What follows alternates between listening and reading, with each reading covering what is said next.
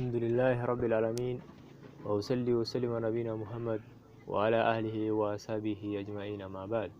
The Manners of the Knowledge Seeker by Muhammad bin Said al-Raslan.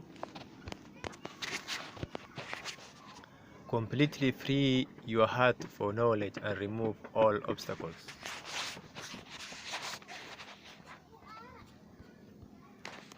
Ibn al-Qayyim al-Jawzi, may Allah have mercy on him, said, getting what you want depends on cutting off habits and attachment to anything else. Habits are when one leans towards what is more relaxing, such as the system and traditions that people are accustomed to and placed at the same level as the Sharia. In fact, they might even treat those habits with greater reference than the Sharia and reprimand those who do not abide by them, even declaring a person to be a disbeliever, innovator, or misguided, and boycotting and punishing him for going against these traditions and habits. For the sake of this tradition, they kill off the tradition of the Prophet ﷺ and make their own traditions as partners with him, ﷺ, declaring alliance and enmity for them. So the good in their eyes is what goes along with these traditions, and bad is what contradicts them. These habits and traditions have taken over various groups of the children of Adam, the kings, the leaders, the jurists, and the Sufis. They improvised the authority figures and the general populace. So the young are taught them at an early age, and the old are raised upon them, and they are treated like sunan. Rather, they are more important in the eyes of those who abide by them than sunan. Whoever is restrained by such habit is imprisoned, cut off, afflicted with great misfortune, and end up abandoning the Quran and Sunnah for them. Whoever seeks any type of honor with them is a fool with Allah, and whoever follows them instead of the Quran and Sunnah will not be accepted by Allah. These are the greatest barriers and obstacles for the slave on his journey to Allah and His Messenger ﷺ. As for these obstacles, there are many types of outer and inner contradiction to the Sharia that injure the heart upon its journey to Allah and render it immobile, and they cut it off on its path. They are dreadings, shirk, innovation, and sin. So the obstacle of shirk is overcome by grasping onto Tawheed, and the obstacle of innovation is overcome by implementing the Sunnah, and the obstacle of sin is overcome by true repentance. These obstacles will not become evident to the slave until he actually begins his journey to Allah, and the hereafter. Only then are these obstacles noticed, and he will notice their handicapping effect in accordance with how intensively and attentively he is traversing this path. Otherwise, he will simply remain still, not feeling their hidden effects. As for the connection to cut off, these are anything that the heart can be touched and connected to in a place of Allah and His Messenger ﷺ, of the pleasures and desires of this world, the fame, its efforts, and relationship with others. There are no way to cut off and push away these three things except with the strength of the connection attached to a higher goal. Otherwise, cutting these things off without attaching yourself to something else is impossible. The soul does not abandon the object its love and desires except to attach itself to what is even more beloved and greater importance to it than what has been abandoned. The stronger its connection becomes what it seeks, the weaker its connection becomes to anything else, and vice versa. The connection to the object that is sought is manifest in the intense desire for it, and this is accordance with how much it is known of this subject, how noble that object is, and its virtue over everything else. And it is just as Ibn Qayyim said, as reaching your desired destination requires that you abandon your false habits, cut off connection to anything else, and overcome the obstacles to doing so. And it's just as he said in that it depends on the strength of your attachment and desire for a higher goal. So the more you desire, the more your desire for something increases, the easier the sacrifice you put forth seems, and you feel as if you have already reached what you are seeking. The time to get there seems like just a few days, just a few desires to give up, false desires that are like a marriage. Just like Al-Imam Ahmad, may Allah have mercy on him, said, if one remembers death, everything from this world seems insignificant. It's just one type of food instead of another, one type of dress instead of another, and the remaining days are only few. So the student of knowledge is one who should have a great desire for the hereafter and what is with Allah, and a strong attachment to a higher goal. Knowledge is enough of precaution from the pressures and the greater guilt of this life, and the remaining days are only few. Al-Ashad Abu al-Rabi related that Shu'ba said to him, you stuck with your business. You stuck with your business and you become wealthy and successful. I stuck with the hadith and I become poor.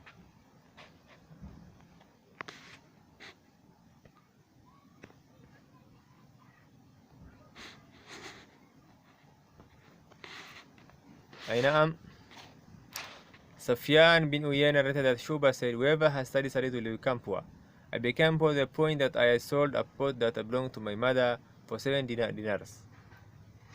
Azubair bin Abi Bakr said, my niece said to our family, my uncle is the best to his family. He didn't take a second wife or purchase a slave. So I said, my wife says that these books of mine are more distracting for me than the 3 other wives should be.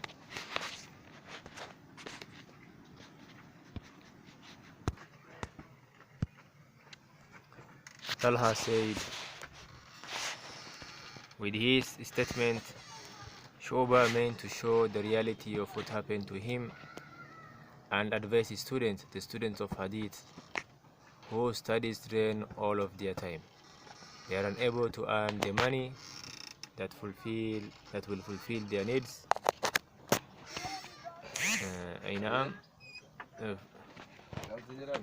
Fulfill their needs and the needs of those under their care, causing them to become a burden on people, and this is contrary to what is commanded in the pure Sunnah, and should not be understood from the words of Shubha that he regretted the worldly gains he missed out on, as he was a noble and abstinent person. The point that Al-Mahdi gave him that 1,000 dinar as a gift, which he immediately distributed. Whoever wishes to read more about his nobility and zuhud, let him refer to Abu Nu'aym's Hilyatul Awliya 7 stroke 144 to 147. Likewise, should not be understood from his word that he sought to discourage people from studying hadith. Rather, he wanted to encourage them to study hadith while simultaneously earning a living.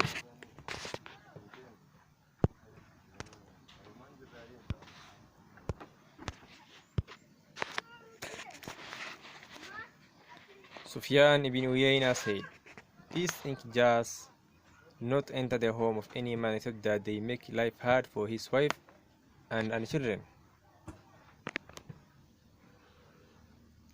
Atahan said, the ink jars referred to here are the ones used by the people of Hadith that they'll take with them wherever they went in order to write down the narrations they had.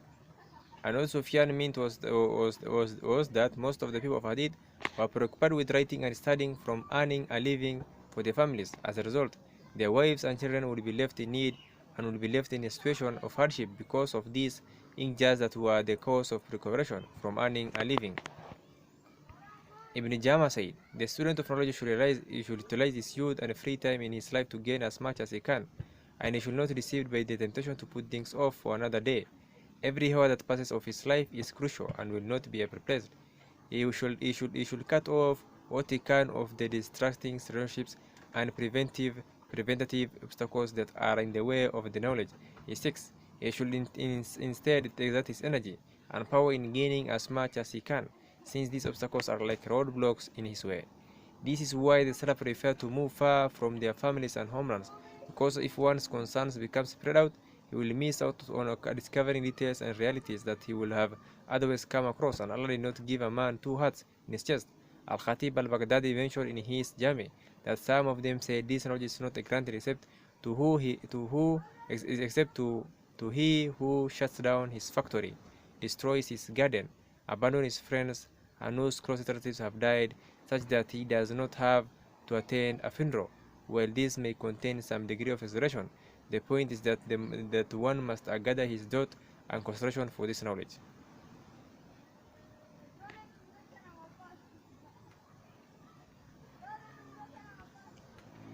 It should be mentioned that by cutting himself off, one is not supposed to be neglect those under his care or sit back from working to make a living, living at the mercy of those who will give or will withhold from him. Ashafi said, do not consult one who does not have flour in his home, as he is devoid of sound logic. Rather, what is meant by cutting yourself off from distractions is those things you are not in need of, while being balanced in seeking a living and freeing your heart energy for seeking knowledge. As Abu Yusuf al-Qadi said, reality is something that will not give you even a fraction of itself until you give it all of yourself. And the messenger of Allah ﷺ said, At-Tawban narrated, the best dinar is one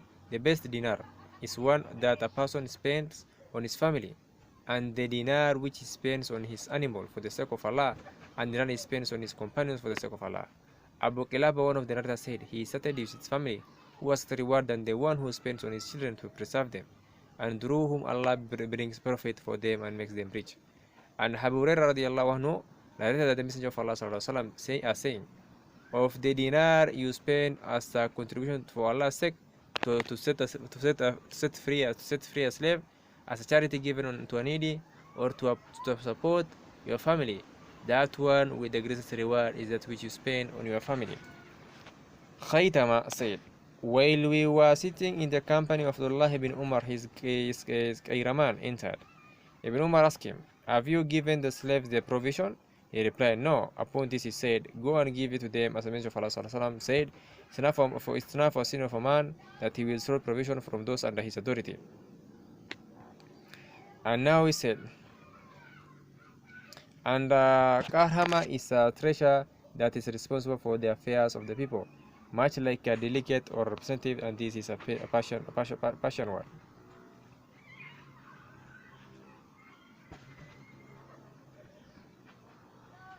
And is a treasurer that is responsible for the affairs of the people, much like a delegate or representative, and this is a Persian word now.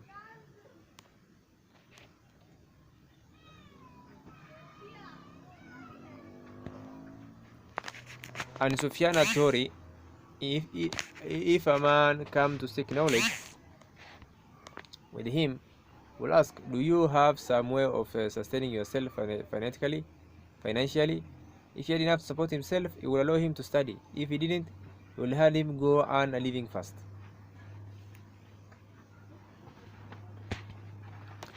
If this is so, we will then interpret the text of the Salaf with standing poverty to seek knowledge, to mean that they had just what they needed to sustain themselves and families, and that what they tried to avoid was spending hours running into pursuit of the dunya and its glitter.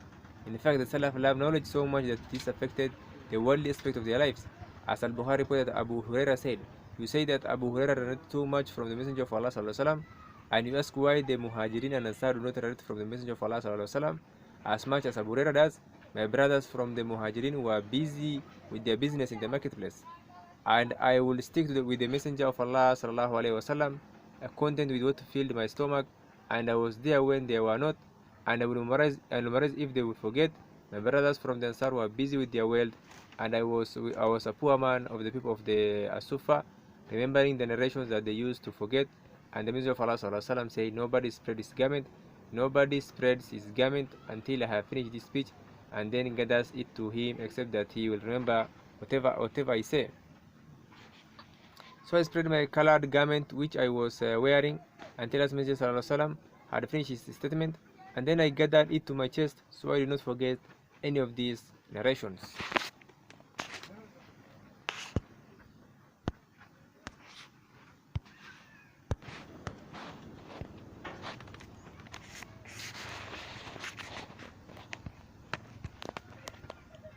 He also said, I used to accompany the Prophet ﷺ to fill my stomach, and that was when I did not eat baked bread or with decorated clothes. No man or woman will serve me, and I used to bind stones over my belly and ask somebody to recite a verse from the Quran for me, even though I knew it.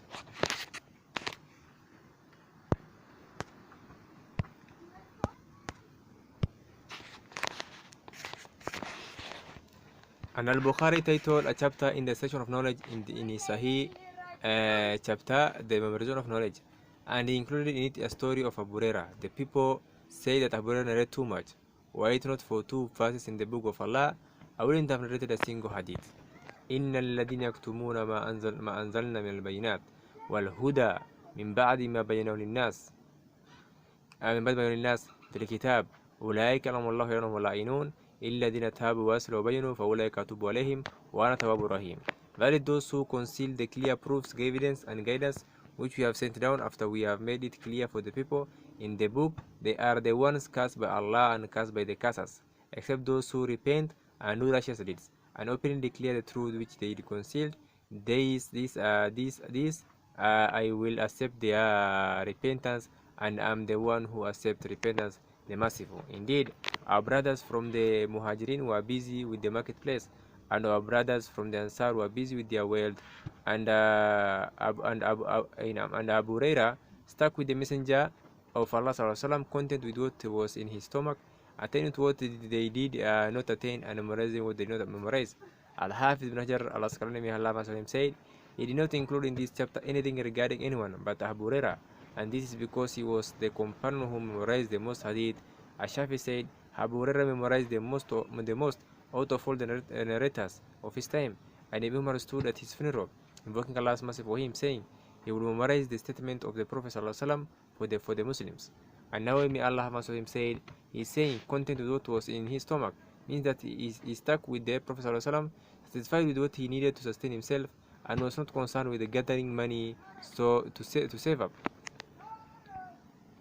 Ibn Kathir is reported from Sa'id ibn Hind that Abu Hurairah said that the Prophet ﷺ said to him, will not ask me about this war booty that your companions have asked me about. So Abu Hurairah said, I ask you to teach me from what Allah has taught you.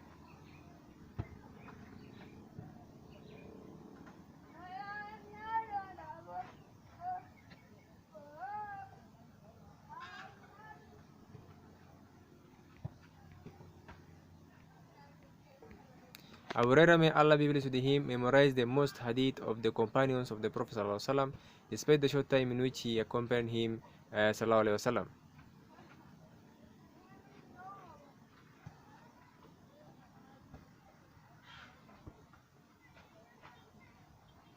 As what is commonly accepted is that he accepted Islam in the 7th year after the Hijrah. Sometimes between the incident of Al-Hudaybiyah and Al-Khaybar, he was around 30 years of age at the time, and he was always with the Messenger of Allah until he died. So he memorized and narrated the most, despite the fact that he only accompanied the Prophet for not more than 3 years. This was all because he was sincere with this knowledge, and drew off the shackles of his world, and freed his heart from all other distractions and concerns. So the student of knowledge should cut off all distractions, because if one's concentration is spread here and there, he will miss out on discovering many things. The Salaf will put preference to knowledge over and above everything else. For example, it was narrated that Al-Imam Ahmad, may Allah have mercy on him, did not get married until he was 40. And a slave girl who was given as a gift to Abu Bakr Al-Hanbali, when she entered upon him one time, he was in the middle of trying to come to a conclusion on an issue, and had trouble doing so. So he said, take her back to the trader. She asked, why? What did I do? He replied, nothing except that my heart was interested by you, and you are not worth me being prevented from my knowledge.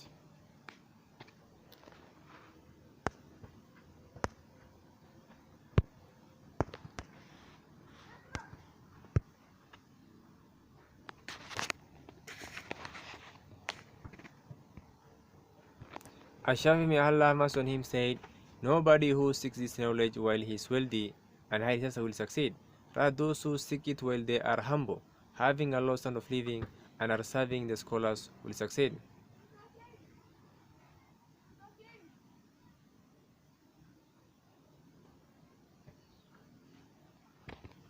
And Ibn Wahab, Malik ibn Anas, may Allah have him, said, nobody will get what he wants from this knowledge until he experiences poverty that causes him to prefer it over anything.